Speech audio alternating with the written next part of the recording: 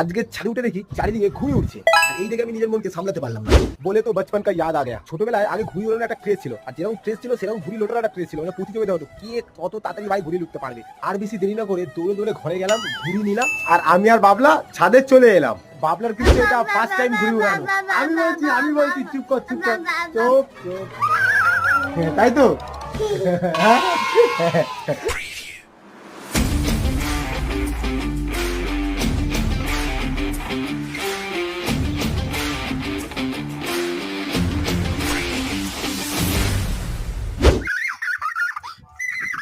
ঘুড়ি উড়িয়ে ওর হাতে আমি লাটাই ধরিয়ে দিয়েছিলাম। তারপর ওর রিয়াকশনটা দেখো।